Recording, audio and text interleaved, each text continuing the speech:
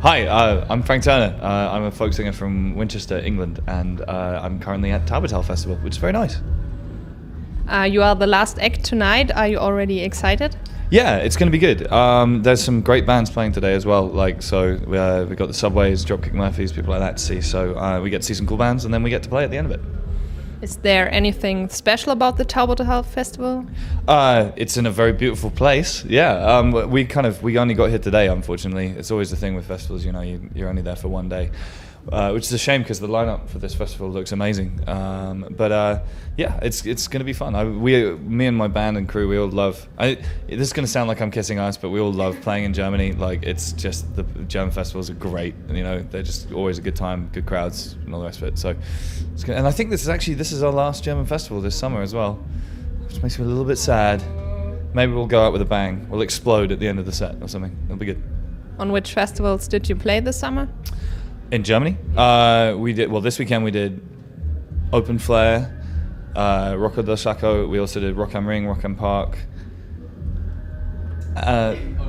Almost High. Other ones, loads. We've been busy this summer. A lot of festivals. I saw you last year at the South Side Festival. Oh, yeah. In which way did your life change within the last 12 months? I was going to say I got a little bit drier since Southside last year because it was raining, but it's raining here now as well. So, yeah, I don't know. We had a new album came out, which is cool, and we recorded it in January and put it out in June. Yeah, June. Yeah, we've done a lot of touring. Me and the Sleeping Souls, my band. We've been to different parts of the world. We went to Croatia for the first time the other day. We went to Latvia, and just keeping busy, keeping on the road. It's good. You were a supporting act of the Gaslight Anthem in 2009. If you could choose any band with which you were allowed to play, which one would it be? That is a good question. Does it have to be a band that's still around now, or can it be any band from history? Oh, then I would choose The Band. Robbie Robertson, The Band? They're called The Band. They were a band from the 60s. They were the greatest rock and roll band of all time, in my opinion. Are they still alive? I think one of them is. Maybe two, but they did their thing a long time ago. But they were Bob Dylan's band for quite a while. But their own stuff is, to me, is better, and it would be amazing to have seen them and played with them. Do you have any idols? Lots of them. For example? Yeah. I always kind of think that my two kind of guiding lights are Bruce Springsteen and Henry Rollins, and somewhere between the two, hopefully, is my ideal, So, but also, my favorite songwriter is Townes Van Zandt. I have his initials tattooed on my wrist, but I'm not sure I'd call him. He didn't live in a way that I look up to. He drank himself to death pretty young, and that's not something I plan on doing. Although last night was perhaps a step in the wrong direction. But he's certainly, I think he's my favorite songwriter of all time. Have you always dreamt about becoming a musician one day? Yeah, well, since I was about 10. Yeah, and you know what? And I have to say, it's a small thing, but it's kind of a point of pride for me when sometimes I see. You kind of run into people who I went to school with or something like that. And when I was at school, I told everyone I wanted to be a professional musician, and everyone laughed at me, as you generally do when you're kids. And it's not some persecution or anything like that. But it's just it's a point of pride. It's like, yeah, you know what? I said I was going to do this, and now I'm doing it. So screw you guys. So yeah. Is the life as a musician like you expected it to be?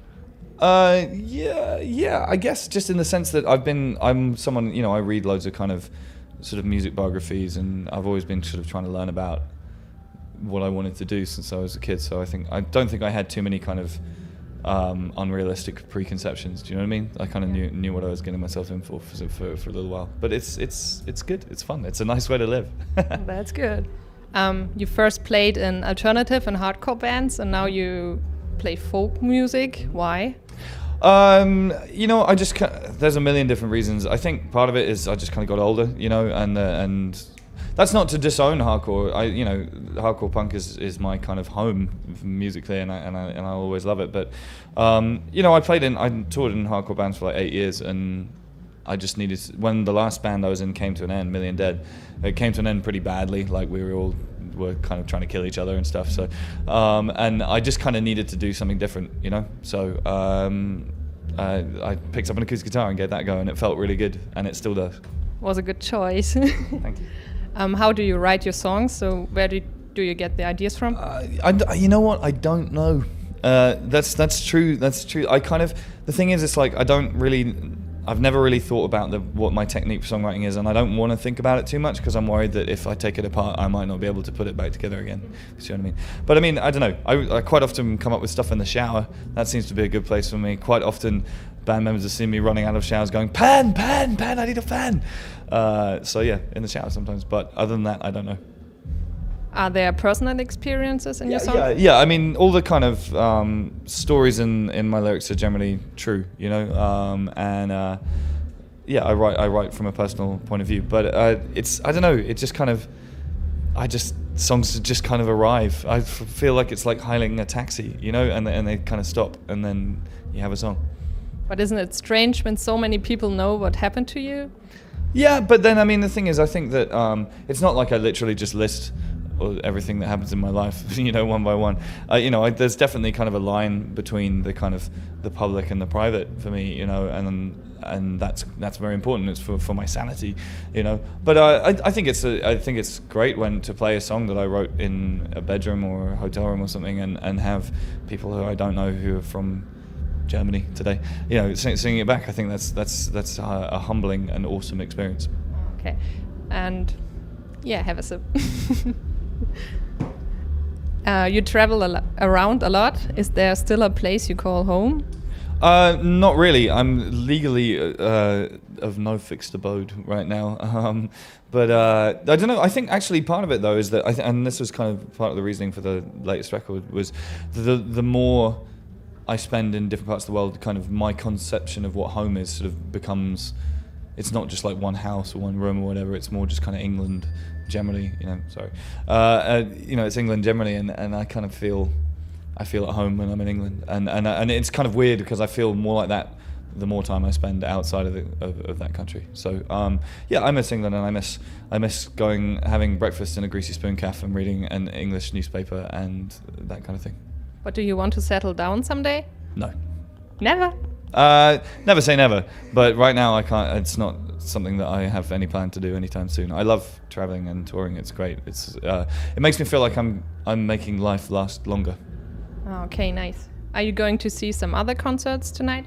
Yeah, I'm definitely going to watch the Subways. We've done the last couple of days with them, and it's funny. I actually, you know what? I hadn't seen them since like 2004 or something, because they started out around the same time as Million Dead did, and I just hadn't seen them for years, and they were amazing now. And I mean, they were good before, but we watched them, and me and my band, we were all just kind of like, wow, these guys are great. And then it's really great to see the Dropkicks today as well. I kind of know these guys, and they're a great band, so we'll be hanging out with them too. There will be a lot of mud. There will be a lot of mud. There will probably be a lot of Guinness as well, and that kind of thing. Yeah. Very good. Is there anything else you want to get off your chest? Because I have no questions left. Yeah, no. We are coming back to Germany in December for a headline tour, and we're playing everywhere. We're doing like 15 shows in Germany, I think, something like that, and we're doing like Munich and Stuttgart and other places. I don't actually really know where we are right now, but those places are kind of near here, right? Yeah? Is that? Yeah. You're not. My German geography is pretty bad. It goes Hamburg, Munich, Cologne, Berlin. That's my German geography. So. Not bad. I just know London. Okay. So, we're playing pretty much everywhere in Germany in December, and people should come and hang out and have a sing and a dance. Are you going to play in Australia? Hopefully we'll be back in Australia in January. Hopefully. Ooh, that would be nice. That's not confirmed yet. You going to be in Australia? I'm going to be there, yeah. Okay, well maybe I'll see you in Australia in January. I hope so. I will say hello when I'm there. Yeah, definitely. Do. Cool. Okay. Sweet. Thanks. Thank you.